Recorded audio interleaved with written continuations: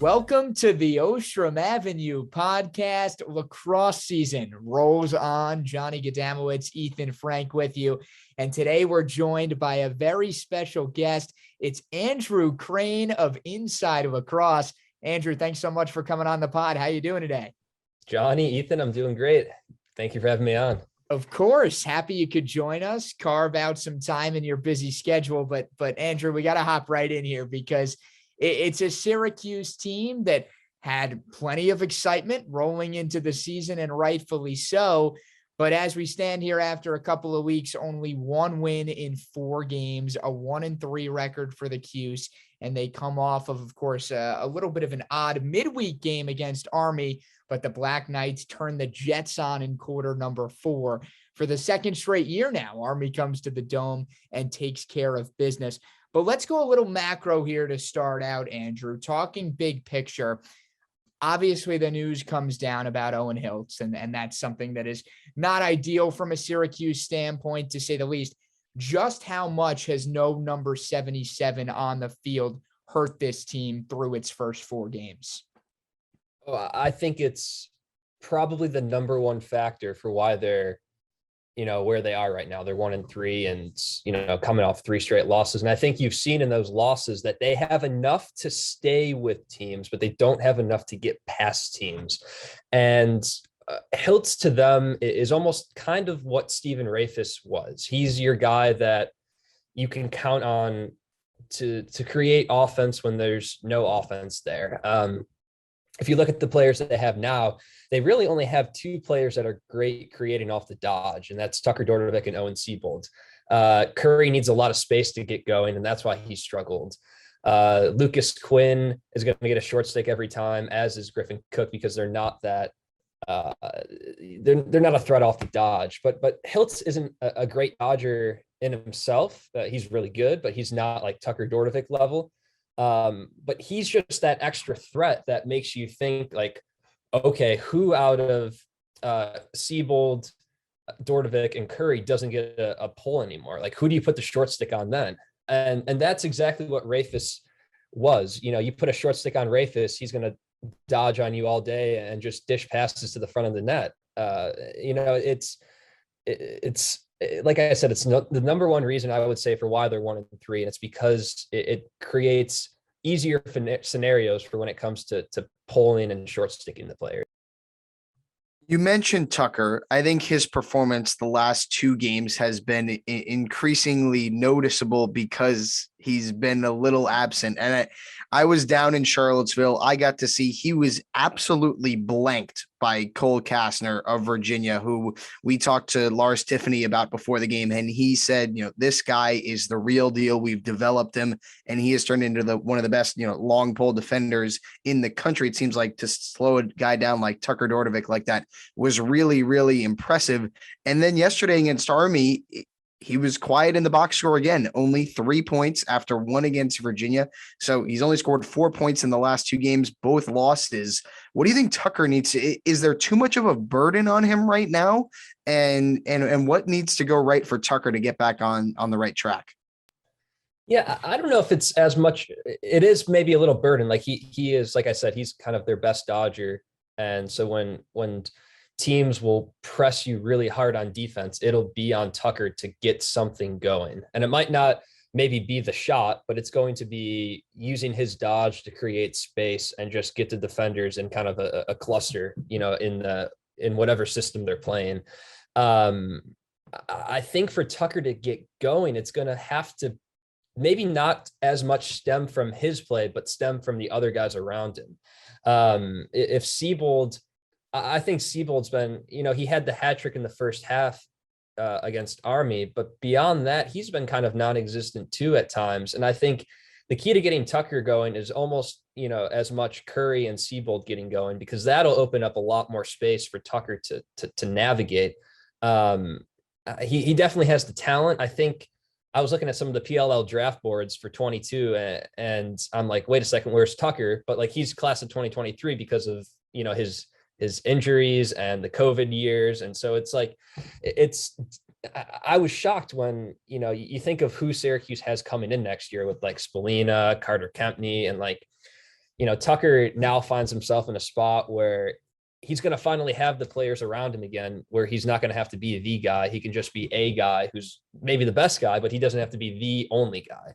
So I think for Tucker this year, you're going to have to see some other guys around him get going, and then you'll see him start to get those 4 or 5 goal games, like he's kind of known for, like he had it against Holy Cross, like he had against Maryland's. That's when he'll really get going. Andrew, what have you made of Mikey Berkman so far? I mean, this is a guy who, gets the call up to that first line attack, and obviously a big reason he's there to begin with because of the Hiltz injury, but he's made the most of his playing time. A guy who came in last year more so in garbage time of games and had a little bit of reps. I think it was against Holy Cross, maybe the Robert Morris game as well. But Berkman has looked pretty solid, scored in 3 of 4 games.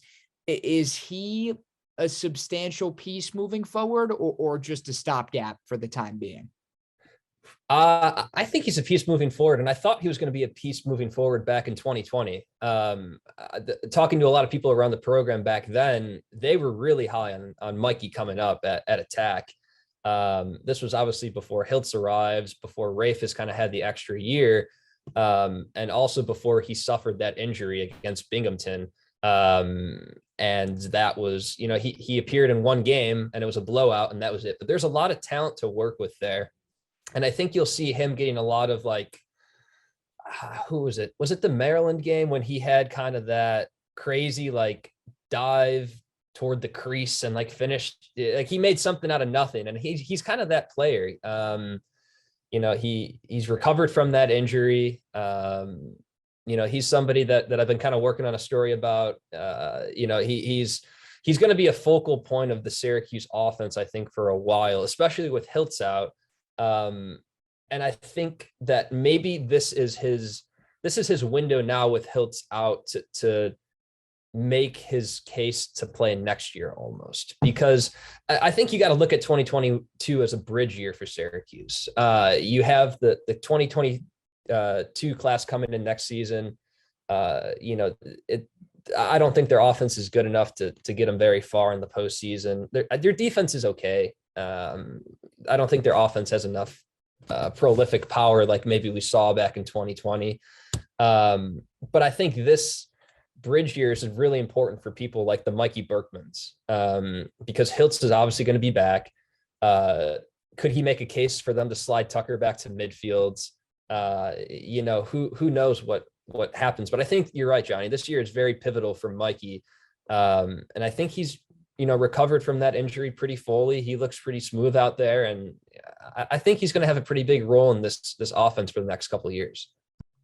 So you mentioned the defense a little bit there. I think this is a good spot to transition, because a theme of these first few games for Syracuse has been how slow they've started. In all of their losses, they've been down by at least 4 goals in the first quarter, and that is simply not going to cut it. Coach Gait said after the game he doesn't want to put any blame on one aspect of the field, whether it be the offense or the defense. But what are you making out of Dave Petramala's group, and specifically the goalie battle right now? Because Bobby Gavin started, he played well against Maryland. He played pretty well against Virginia. I thought he was put in a lot of tough spots against Virginia with the way the defense played overall. But then against Army, he gets pulled in the first quarter. So what do you make of the Syracuse defense as a whole, and then specifically what's going on in net? I was shocked when Bobby Gavin got pulled against Army. I thought the goalie battle was over. I thought he had it won. I thought that he was the reason they were in those games against Maryland and Virginia, because a lot of the same issues on defense, I just said a couple minutes ago, the defense is all right, but the same issues are resurfacing from last year. They're not communicating well in the slides. They're missing ground balls. They can't clear all the time. They're, Brett Kennedy's a great cover guy, but the guys around him, I think, are still kind of learning. Nick Kakamo, the guy from Yale who transferred, made his first start against Army. Nick Fraterigo, apologies if I mispronounced the name, but he transferred from Lemoyne. He won the national title with Lemoyne last year, transferred to Syracuse, started, and then gets, benched in favor of the Nick from Yale, Kakamo, yesterday. So I don't know, There's a lot of problems when it comes to the short stick unit. I think they're really missing Peter Dearth out there. They don't really have that big physical guy who's essentially like a fourth pole, but except he's with the short stick. You look at a lot of the goals that Army had, and they came off backdoor cuts or, guys cutting off ball. And that's where a lot of the short stick matchups are important, or just communication in general.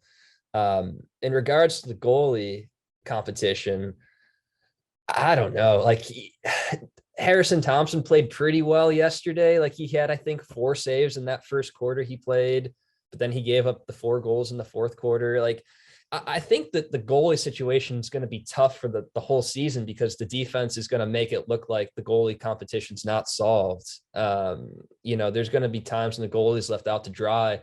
And I think the same thing happened last year. It was just Drake Porter was light years better and could make those doorstep saves. I think the job's got to go back to Gavin. Like, I think you got to start Gavin again against Hobart on Sunday, but who knows? Maybe they give Thompson the start and put Gavin in. Gait is very non-committal about this goalie battle, which there's probably some strategic advantage to it, because Army's coach said post-game that he wasn't expecting Thompson to play. So maybe, Gait won point for Gait on that one.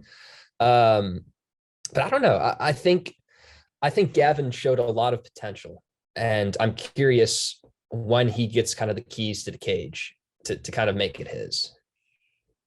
All right, so we've hit on offense, we've hit on defense, we've hit on the goalie situation. How about Jacob Fopp, Andrew? I mean, you look at the year he's had so far, and really only the iffy game he had was that UVA game. And granted, things did not go his way after they really went his way twice last year against Petey LaSala. But outside that UVA game, Fopp's been pretty solid. Is there anything you've noticed that he's kind of done differently, whether it's his approach or tactic wise, that's enabled those percentages to take a little bit more of a turn in his favor? Or is it just the nature of him sticking to it and the experience and the development as time goes on?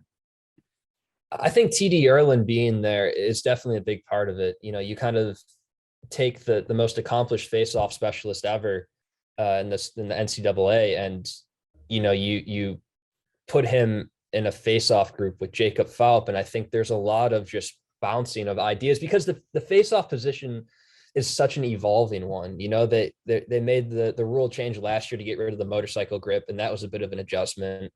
This was kind of like Fopp's like second go around with that. He has the off season to kind of get those grips down. Maybe he's a little bit quicker on the clamp. Like maybe he's, there's so many different ways to kind of approach a face off. And so I think it's like a little bit of TD Erlin being there. I think you're right, Johnny, with the experience factor too. I think that's got to help. It's ironic, if you had asked which game we thought going into the season Fopp would have his best, we'd probably pick Virginia, but that ends up being his worst. And I think, it's also because he's the guy this year. There's always the threat, I guess, safety valve of Danny Varello last year. Jack Savage is really good, and that's a name to watch out for, I think, in a year or two. Kind of getting to know his backstory the last year or so. Jack Savage is really good, but he's not Danny Varello. And so Fopp's, the face-off X is Jacob Fopp's now for Syracuse. Gary Gait said that, I think, in his first press conference of the year.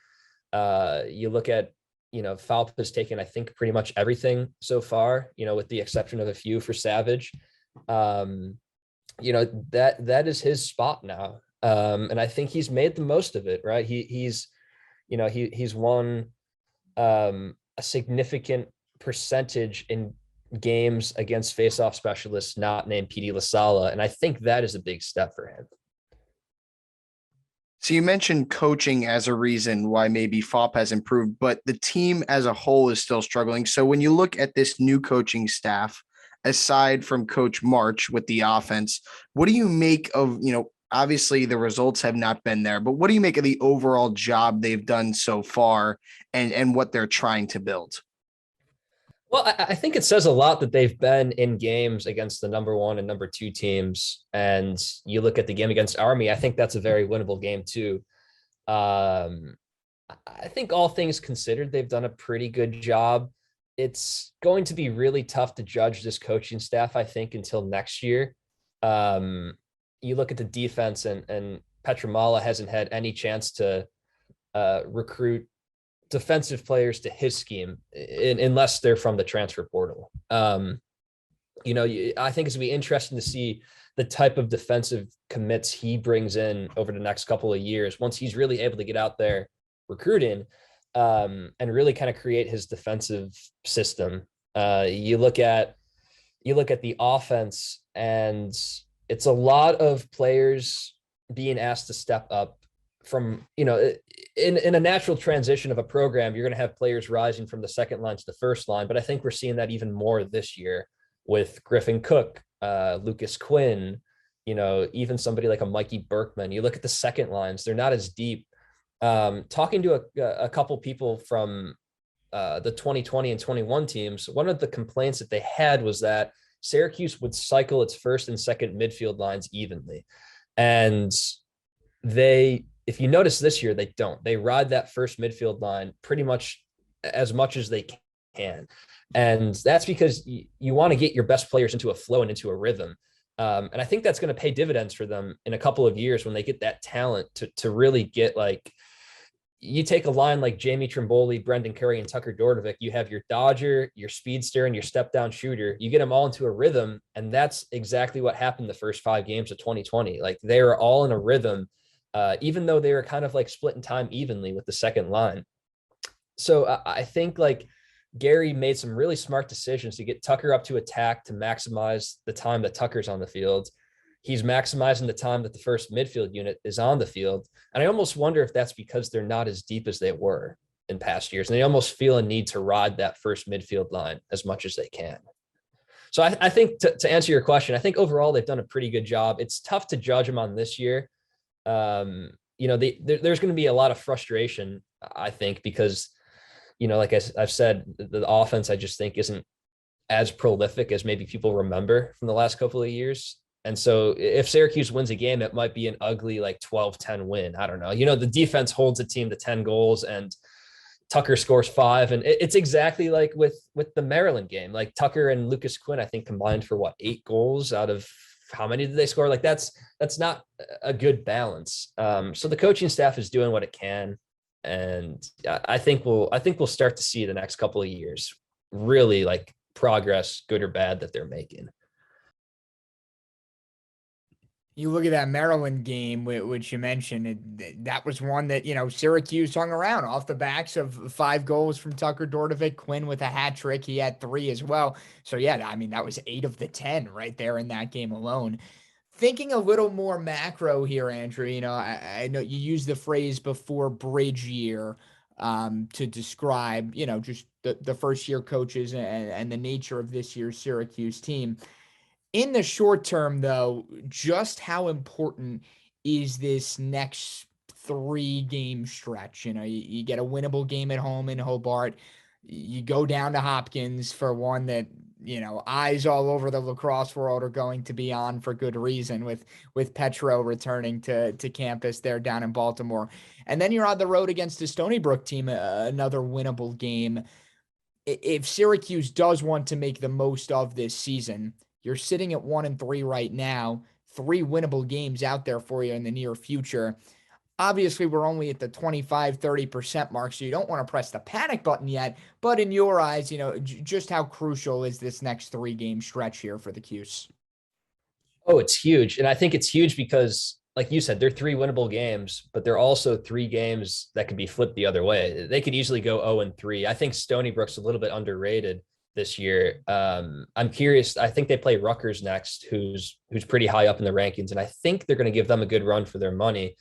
Good experience, good coach up that way. Hobart, I think, is 1 spot outside the top 20. Johns Hopkins, like you mentioned, is coming on strong and, down at Homewood. So I think this stretch is important because you're getting a chance against teams that aren't going to be ranked as high as your ACC opponents. and you have to show that you can win those games. If there's a chance that like Syracuse tries to squeak into this tournament as like the 4th or the 5th ACC team, but maybe they can get to 8 wins somehow, like you're going to have to win these games. Like you lose. It's weird to say that a game is a must-win game at game 5 of the season, but I think a Hobart is a must-win game. Stony Brook's probably a must-win game. Hopkins on the road, you probably got to win that one. You know, I think you got to take one from Duke or North Carolina now because they're looking pretty vulnerable compared to like Notre Dame and Virginia. Cornell's coming to the Dome too in a bit. Like, goodness gracious, like it doesn't get easier for them. So I think like this stretch is going to be a good kind of bar for like, you think that Syracuse is good because they were able to stay with teams that were like ranked really high.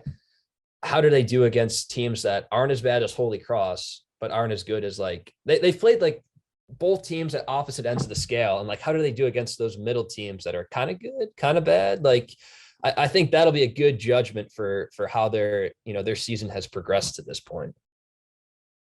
Yeah, their schedule is an absolute gauntlet. It is crazy what they have. But, looking specifically within the ACC, Virginia is definitely the class of the conference, but we saw everyone else in the ACC have their way besides, funny enough, Virginia last year with Syracuse. But you have these, it's almost head scratching losses that the likes of Duke and North Carolina have suffered so far early this season. So do you think, is there a chance even that Syracuse does not win an ACC game this season with where they're at so far? Oh yeah. I mean,